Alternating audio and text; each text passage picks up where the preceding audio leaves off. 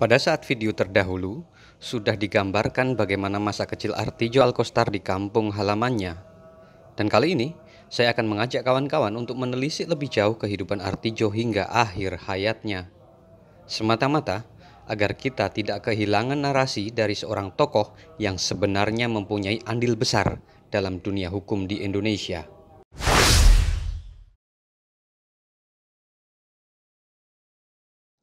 Selepas Artijo menamatkan jenjang pendidikan di SMA, ia mengutarakan keinginan pada keluarga untuk menjadi seorang petani.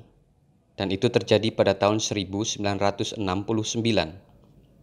Akan tetapi, Durah, ayah Artijo tidak setuju. Ia lebih menginginkan anaknya untuk melanjutkan pendidikan. Di tahun itu, hanya ada satu orang asal Situbondo yang kuliah di Yogyakarta. Dan Artijo adalah orang kedua yang akhirnya mengenyam pendidikan di kota pelajar itu. Awalnya, Artijo hendak mendaftar ke Fakultas Pertanian di Universitas Gadjah Mada. Akan tetapi pendaftaran sudah tutup. Dan daripada menganggur, Artijo akhirnya mendaftar di sebuah kampus yang relatif masih baru berdiri, yaitu pada Fakultas Hukum Universitas Islam Indonesia. Di sana, Artijo termasuk mahasiswa yang bersikap kritis terhadap kampus. Ia rela berdemonstrasi untuk menyikapi kebijakan kampus yang ia anggap tidak benar. Salah satunya adalah tenaga pengajar yang relatif tidak pernah tetap. Banyak dosen yang memilih keluar daripada harus mengabdi di kampus. Selain kebijakan kampus, Artijo juga kerap memprotes situasi politik yang terjadi di negeri ini, terutama berkaitan dengan kebijakan Orde Baru yang dianggap menyeleweng dan menyimpang dari nilai-nilai kebenaran. Lantaran kerap berdemo, Artijo kemudian mendapatkan tantangan dari Noto Susanto, dekan Fakultas Hukum Universitas Islam Indonesia kala itu. Tantangannya sederhana. Jika memang ingin memperbaiki sistem pendidikan yang ada di kampus, maka Artijo harus masuk ke dalam sistem itu sendiri, alias menjadi dosen. Sebuah tantangan yang langsung mendapatkan jawaban. Begitu lulus kuliah, Artijo akhirnya menjadi dosen di alma maternya tersebut. Dan kala itu, ia sama sekali tak berpikir soal gaji yang akan diterimanya. Ia benar-benar ingin mengabdi dan membenahi sistem pendidikan yang ada di kampusnya.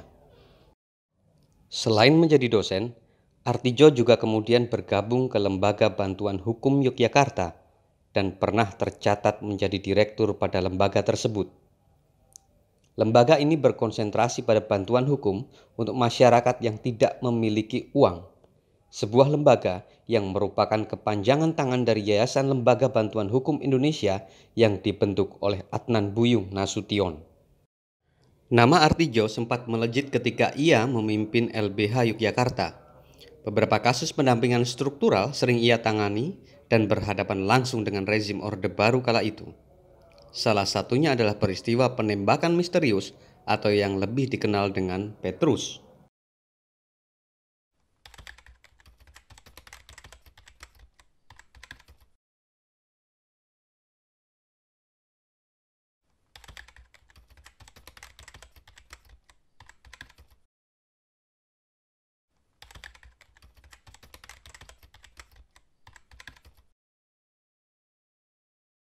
Setelah berkiprah di LBH Yogyakarta, Artijo lantas bekerja penuh sebagai advokat dan mendirikan kantor sendiri. Meski begitu, ia tak meninggalkan LBH Yogyakarta begitu saja. Beberapa kasus yang pernah ia tangani adalah penembakan demonstran di Dili, Timor Timur.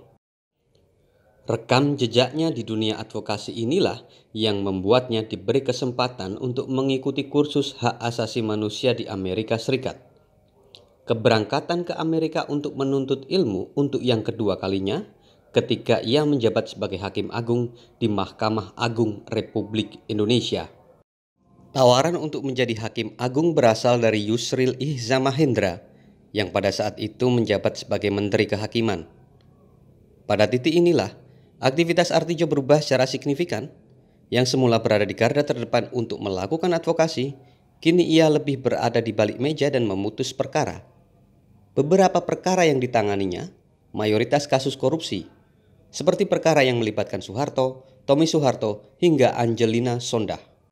Karena begini, korupsi itu kan kejahatan ekstraordinary, kejahatan luar biasa ya, yang mencuri harta negara, yang itu memiskinkan rakyat gitu.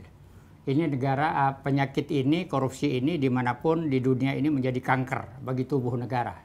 Jadi tubuh negara tidak akan pernah sehat kalau di dalamnya itu banyak terjadi korupsi. Jadi untuk itu saya kira hukuman yang paling tepat bagi para koruptor itu adalah ya tentu untuk harus mengembalikan kekayaan negara itu sebanyak-banyaknya. Al-Kostar sebuah biografi. Tanda tangan ya? Tanda tangan, Pak. Oh, ini komentarnya lucu nih, Pak. Bang Arman Abdurrahman Saleh. Komentar atas bukunya, buku yang ini nih. Edan ini orang. Kalau kebanjiran bagaimana? Dia memang Spartan, tahan miskin. Pak Bushro menilik putusannya terutama dalam kasus perampasan kekayaan negara mencerminkan latar belakang dirinya yang kuat tanpa kompromi sekaligus independen. Ini cerita dari mulai Bapak jadi Mahkamah Agung atau bahkan sebelumnya, Pak? Sebelumnya. Sebelumnya? Iya, sejak saya bahkan ini latar belakang keluarga saya juga. Gitu. Oh begitu? Iya. Belak-belakan nih Pak Artijo? Iya, ini pertanggung jawab saya kepada publik. Supaya inilah sebetulnya keadaan objektif kehidupan saya. Sejak orang tua saya dari Madura, saya pernah joki karapan sapi, mengembala kambing. Ada semua di sini? Ada semua. Ada fotonya nggak joki karapan sapi? Saya pengen tahu tuh foto Pak Artijo. Ya, Pak Artijo dikenal orang yang sebagai orang konsisten, Mbak Eva. Jadi selama saya kemudian mewawancarai begitu sudah berkomunikasi dengan beliau almarhum gitu, kesan kekonsistenan ini tidak pernah hilang gitu. Jadi itu yang pertama. Yang kedua, dia teguh pendirian gitu. Jadi kalau sudah punya kemauan gitu, dia akan selalu berada pada jalur itu. Namun pada ketika kemudian Pak Artijo Hakim Agung, karena dia merasa bahwa Hakim Agung itu adalah tugas yang paling mulia, menurut dia, dan pada waktu itu tahun 2000 kita tahu persis bahwa memang institusi Mahkamah Agung itu kan terpuruk citranya gitu. Jadi, masuknya Pak Artijo ke institusi tersebut tidak bisa memberikan harapan. Dimulai dekade itulah Pak Artijo agak menutup diri dengan beberapa orang karena memang tugasnya ada di situ. Gitu. Jadi dia Hakim Agung memang harus sendiri dalam artian mencoba untuk tidak lagi berkomunikasi seperti dahulu gitu dalam konteks pergaulan. Jadi menjaga integritas supaya tidak terjadi konflik of interest begitu ya, kurang lebih Mas Pugu? Iya, poinnya di situ. Ini menarik karena pribadi Pak Artijo itu sebenarnya orang yang enak untuk diajak ngomong gitu. Kalau saya sempat wawancara dengan yang mungkin yang belum gitu. Belum tahu, terutama ada beberapa momen-momen tertentu yang sebenarnya lucu gitu.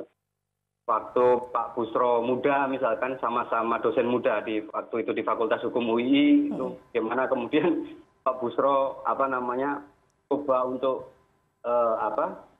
waktu itu dengan Pak Suparman Marzuki waktu itu yang pernah berada di Komisi Yudisial juga waktu itu pernah mencoba ketemu Pak Bushro ngomong dan segala macam soal apakah Pak Artijo sudah punya pacar atau belum dan segala macam. Itu momen-momen yang sangat lucu sebenarnya, yang sangat manusiawi dari seorang Joe gitu. Jadi mungkin Pak Bushro kalau ingat ini juga akan tertawa-tawa gitu. Saya sebetulnya ingin menghukum mati koruptor itu. Terus terang saya ingin. Tapi secara yuridis itu sangat sulit. Karena bunyi pasal konstruksi hipotetis dalam pasal itu dikaitkan dengan keadaan lain. Misalnya dapat dihukuman mati kalau dilakukan dalam keadaan bencana alam. Ya. Kalau itu mengulangi lagi bisa disebut. Seharusnya itu seperti di Cina itu harusnya linear dalam pasal. Kalau korupsi itu misalnya 1 triliun misalnya, Otomatis bisa. Hukum mati misalnya. Bisa. Jangan dikaitkan dengan faktor yang di luar yuridis itu. Gitu. Ini saya kira pinternya pembuat undang-undang kita itu. Di samping Pinter dalam tanda kutip ya Pak? Iya.